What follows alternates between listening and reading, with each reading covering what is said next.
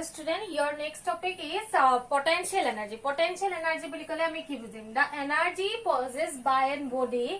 by virtue of its position or shape or configuration. Eta object or position code ase ba tar shape kenekwa ba tar configuration kenekwa tar upor nirbhor koribo potential energy. Etia সকলো বস্তুৰ এটা energy থাকে, তাৰ নিজৰ এটা energy থাকে, potential থাকে। তাৰ কাৰণে কি হয় আমি তাক দাঙিবলৈ আমাৰ গাত এনাৰ্জি লাগিব, তেতিয়াহে আমি এটা বস্তু ওপৰলৈ তুলিব পাৰিম। এই পজিশনটো তাৰ কেনেকুৱাত আছে, সেই পজিশনটোৰ ওপৰত ডিপেন্ড কৰিব পটেনশিয়াল এনাৰ্জিটো। আৰু ইয়াৰ ম্যাথমেটিক্যাল ফৰ্মটো হৈছে kinetic potential energy PE = mgh। PE = mgh।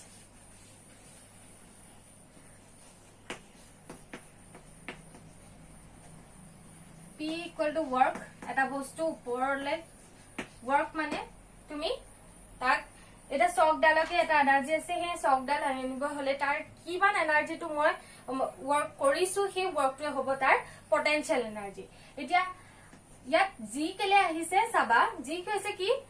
সকলো বস্তুকে আমি জানো যে গ্ৰেভিটেশনাল এটা এনাৰ্জি থাকে, গ্ৰেভিটি কি কৰে নিজৰ সেন্টাৰলৈ টানি থাকে। সেই এগেইনষ্ট গ্ৰেভিটিৰ এগেইনষ্টত আমি অবজেক্ট এটা ওপৰলৈ দাঙিব লগা হয়, সেই কাৰণে ইয়াত mg আহিছে, mass of the object, acceleration due to gravity and h is the height. এতিয়া নেক্সট আমি চাও গ্ৰেভিটেশনাল পটেনশিয়াল এনাৰ্জি। একেটা কথা, গ্ৰেভিটেশন পটেনশিয়াল এনাৰ্জি আৰু গ্ৰেভিটেশনাল পটেনশিয়াল এনাৰ্জি মানে an object increases its energy when raised to a height। যেতিয়া object এটা যিমানে ওপৰলৈ তুমি নি থাকিবা তেতিয়া তাৰ পটেনশিয়াল এনাৰ্জিটো ইনক্ৰিজ হ'ব। কাৰণ আমি দেখিছো যে পটেনশিয়াল এনাৰ্জি = mgh। মানে কি হৈছে পটেনশিয়াল এনাৰ্জিটো ডাইৰেক্টলি প্ৰপৰচনেল হৈ আছে হাইটৰ লগত। যিমানে হাইট বাঢ়িব পটেনশিয়াল এনাৰ্জিটো বাঢ়িব। This is because work is done on it against gravity for it is being raised। কাৰণ আমি কি কৰিব লাগে, গ্ৰেভিটেশনাল ফোৰ্সৰ অপজিটত আমি ওয়াৰ্কটো কৰিব লগা হয়। সেই কাৰণে যিমানে হাইট বাঢ়িব পটেনশিয়াল এনাৰ্জিটো বাঢ়িব, কাৰণ আমাক বেছি এনাৰ্জি লাগিব যিমানে ওপৰলৈ নিব খোজো। ওকে, দিস পটেনশিয়াল এনাৰ্জি ফৰ্মুলাটো হৈছে এটো ম্যাথমেটিক্যাল ফৰ্ম mgh। এনাৰ্জি একেটাই, কাৰণ ই এটা energy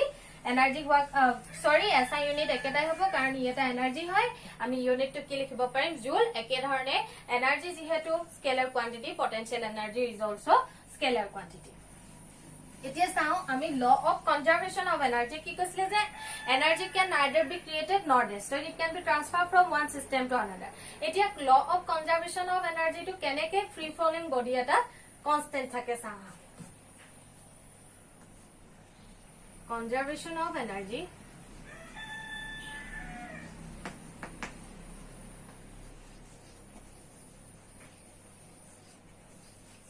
of freely falling body। তোমালোকে ভাবিছা ডিৰাইভেশন টু পটেনশিয়াল এনাৰ্জি কৰোৱা নাই নেকি? তো ডিৰাইভেশন হিচাপে ইয়াত আচলতে বিশেষ একো নাই, তথাপি মই অকমান সিম্পলি কৈ দিছো। এটা অবজেক্ট ধৰি ললো, মাস m আছিল, তাক আমি এটা হাইটলৈ নিব লাগে p পইণ্ট, যাৰ হাইটটো হৈছে m। এটা তেতিয়াহলে ওয়ার্ক ডান কি হৈ যাব, w = f ডট, বাট তোমালোকে হেতু ডিৰাইভেশন হিচাপে লিখি লোৱাচোন, পটেনশিয়াল এনাৰ্জি ডিৰাইভেশন হিচাপে লিখি লোৱা। এটা অবজেক্ট লিখা, let us consider a body of mass m, তাক আমি কি কৰিব লাগে, এই হাইট h হলে অবজেক্টটো নিব লাগে। তেতিয়ালে amount of work done কি হৈ যাব, w = f dot s। f ৰ জায়গাত আমি according to Newton second law of motion use কৰিলে f ৰ জায়গাত আমি কি লিখিব পাৰিম, mg। এবাৰ ma নহয়, কাৰণ ইয়াত এক্সিলাৰেশনটো কেনেকুৱা, এক্সিলাৰেশন ডিউ টু গ্ৰেভিটি। s ৰ জায়গাত কি লিখিব পাৰিম, হাইট, গতিকে h। w, this amount of work done is converted to potential energy, PE = mgh। এটো হল তোমালোকৰ পটেনশিয়াল এনাৰ্জি ডেৰিভেশন। পটেনশিয়াল এনাৰ্জি ডেৰিভেশনটো বিশেষ নাহে, কাইনেটিক এনাৰ্জি বেছিকে আহি থাকে। নেক্সট আমি কৈছিলো কি, conservation of energy of a freely falling body.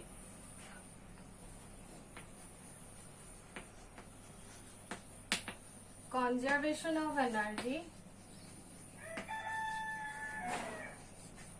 Of a freely falling body।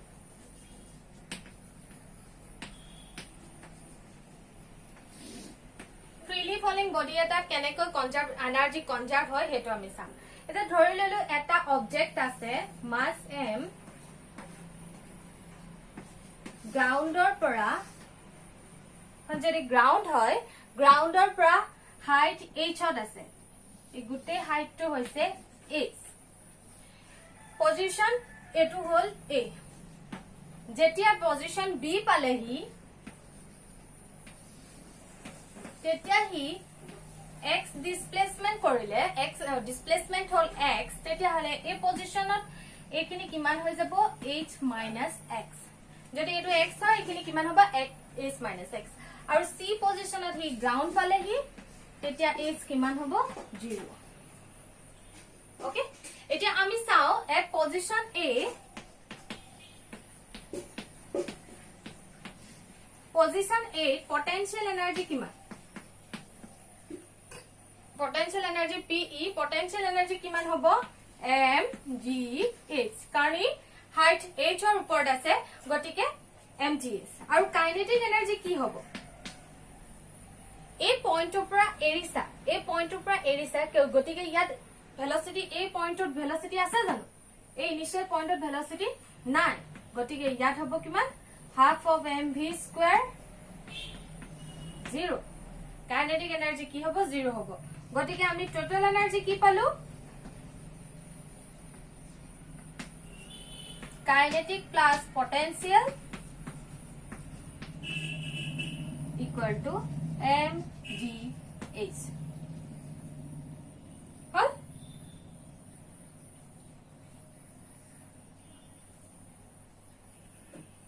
এতিয়া আমি চাও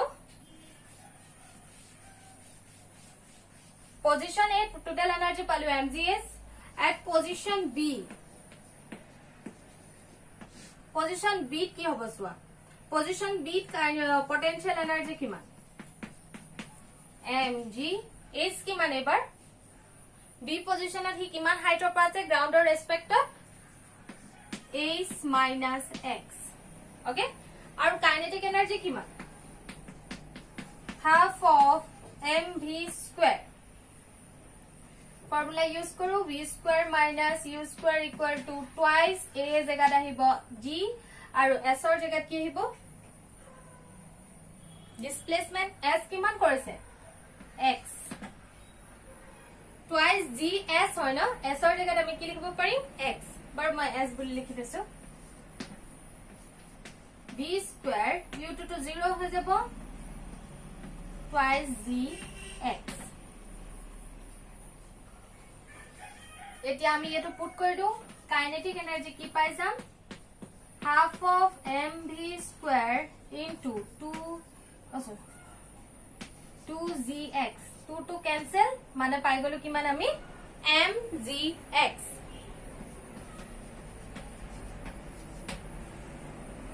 এতিয়া টোটাল এনার্জি কিমান হৈ যাব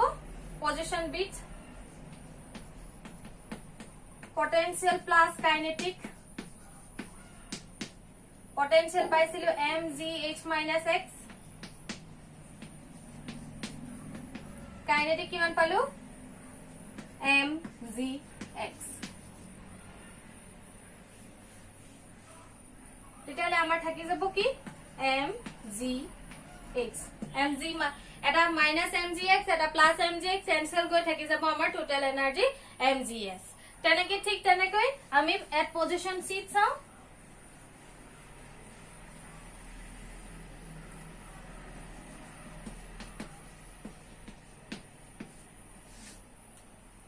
Position C কি হব কাইনেটিক potential energy mg এবার হাইট কিমান হাইটত আছে বস্তুটো 0 গটিকে potential energy 0 kinetic energy half of mv square v square minus u square 2 into a জায়গা g s এর জায়গা কি লিখিম v square equal to 2g s এবাৰ ডিসপ্লেসমেন্ট কিমান হৈছে b পৰা c লৈ h minus x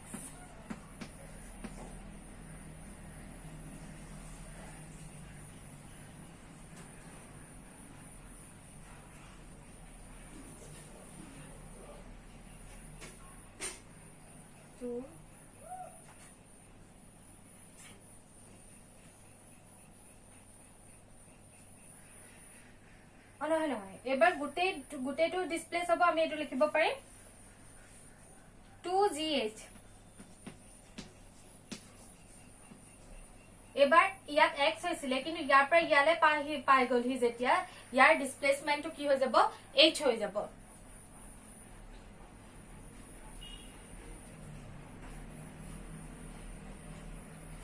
यार डिस्प्लेसमेंट हो যাব v square equal to twice gh কাৰণ ডিসপ্লেসমেন্ট কি কিমান হৈছে h হৈছে এতিয়া আমি চাও কাইনেটিকৰ লগত কি লিখিব পাৰিম half of mv square half into twice m into twice gh 2 to cancel গল থাকি গল কি mgh তেতিয়া হলে টোটাল এনার্জি কি হৈ গল potential 0 আসলে kinetic mgh total energy আমি কিমান পাই গলিও mgh এটা হলে কি দেখিলা যে at every instant গুটে কিটা পজিশনতে total energy তো কি হৈ আছে constant হৈ আছে মানে কি হৈ আছে তো conservation of energy fulfill হৈছে total energy of a system remains constant conclusion লিখি দিব পাৰা from equation 1 2 and 3 यात जदि आमी प्रत्येकटा total at position A total energy डेटा इक्वेशन दियो at position B total energy डेटा इक्वेशन 2 दियो और at position C total energy equation 3 दियो तेतिया आमी कहब पारिम जे from equation 1 2 and 3 we conclude that at every instant total energy remains constant okay एटु आছিলে conservation energy of a freely falling body eta next আহিলে আমাৰ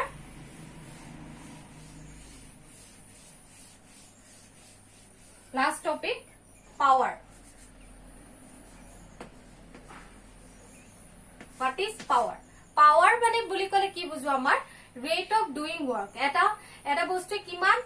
কম সময়ৰ ভিতৰত কিমান কাম কৰিব পাৰে এটা মই ধৰা 1 ঘন্টাত 3টা চ্যাপ্টাৰ পঢ়িব পাৰো তুমি 5টা চ্যাপ্টাৰ পঢ়িব পাৰা তেতিয়া হলে কাৰ পাৱাৰ বেছি হ'ব তোমাৰ পাৱাৰ বেছি হ'ব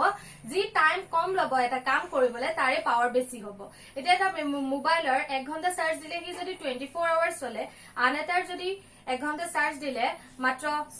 6 আৱাৰ্ছে চলে তেতিয়া হলে কোনটো পাৱাৰ বেছি হ'ব প্ৰথম মোবাইলটোৰ পাৱাৰটো বেছি হ'ব তেতিয়া হলে পাৱাৰ আমি বুলি কলে কি বুজিম rate of doing work rate of doing work p power period dinot hoy w by t यार SI unit hol watt tetale 1 watt ki hobo 1 joule per 1 second etu hoise power or definition sorry SI unit 1 watt or definition jodi ahe tetia ki boli likhiba laibo work to hobe laibo 1 joule and time to hobe laibo 1 second jodi 1 joule work done hoy tetia hale kibo power 1 watt hobo etia kisuman commercial unit ase egita hobo 1 kilowatt 1 kilowatt or jega likhibo parim ami 1000 watt aru 1 horsepower जितु आमार from numerical use হয় तार जगह আমি লিখিব পাৰিম 746 watt মনত ৰাখিবা 1 horsepower equal to এটো MCQ to আহি থাকে 1 horsepower equal to 746 watt এখানে তোমালোকৰ চ্যাপ্টাৰটো হেক হৈছে মাত্ৰ আৰু আমি দুটা প্ৰবলেম কৰি চ্যাপ্টাৰটো হেক তোমালকে এনসিআৰটি প্ৰবলেম খিনি নিজে কৰিবা ডাউট থাকিলে মোক খুদিবা Calculate the energy possessed by a stone.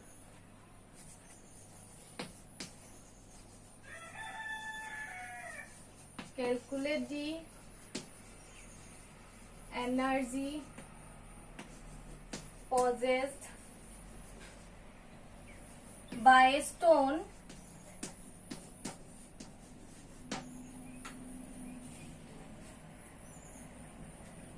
gram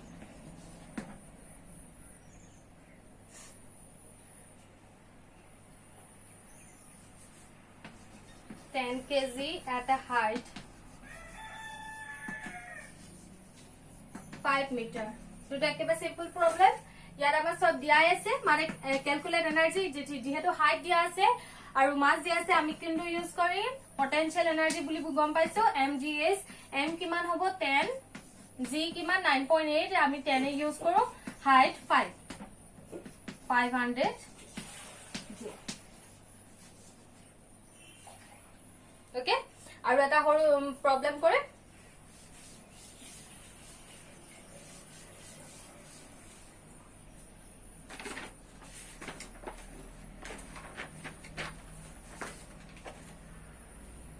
a machine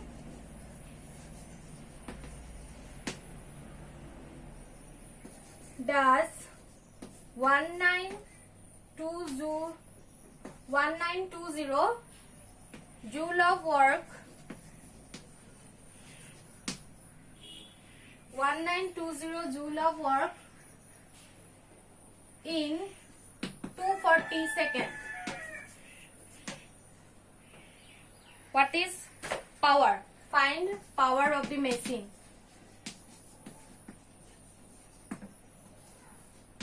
এটা আমি ইয়াত কি হ'ব p equal to w by t w জায়গাত কি লিখিব পাৰিম 1920 240 0 0 cancel 6 4 ja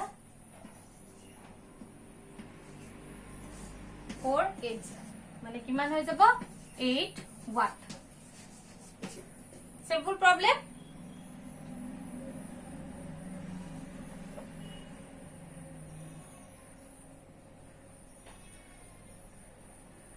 আৰু এটা তোমালোকক মই সৰু কথা এটা ক'বলৈ আছিল এটো মই লিখিলো আছে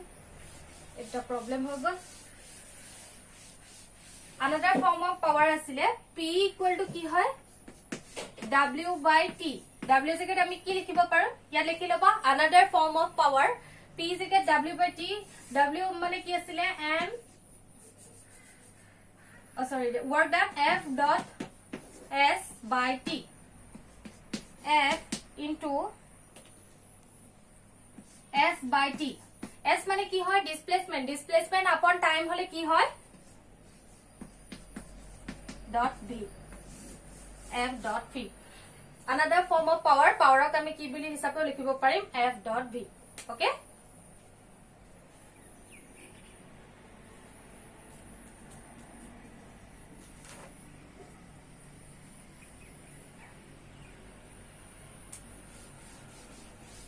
আৰু এটা সৰু প্ৰবলেম লোৱা আৰু এটা আমি সৰু প্ৰবলেম কৰো প্ৰবলেমটোত কি কৈছে সোৱা engine develop 10 kilowatt power how much time will it take lift a mass 200 kg to a height of 40 meter এতিয়া আমাৰ টাইম টো উলিয়াবলৈ কৈছে p equal to w by কি হয় t হয় এটা w এটা কি কৈছে এতিয়া হাইট হলে উঠাব লাগে মানে এই এনাৰ্জিটো কেনেকুৱা হ'ব পটেনশিয়াল এনাৰ্জি এই ওয়াৰ্ক ডান টো কি হলে কনভাৰ্ট হৈ যাব পটেনশিয়াল এনাৰ্জি যাৰ জায়গাত আমি লিখিব পাৰিম mgh by t এটা ভ্যালু দিয়া আছে আমি বহাই দিলে হল m ৰ জায়গাত লিখি p জায়গাত লিখি দিও 10 কিলোৱাট মানে 10000 ওয়াট আৰু m ৰ জায়গাত 200 কেজি g জায়গাত আমি 10 মিটাৰ পাৰ সেকেন্ড স্কয়াৰ আৰু হাইটৰ জায়গাত 40 আৰু t এটা আমি গুটেখিনি জিৰো খিনি যদি ক্যান্সেল কৰি দিও তেতিয়াহলে t কিমান পাই গলো t equal to 8 second okay এখিনতে তোমালোকৰ চেপ্টাৰটো শেষ হৈছে এনসাৰটি প্ৰবলেম খিনি নিজে কৰিবা আৰু যদি ডাউট থাকে সুধিবা ওকে থ্যাংক ইউ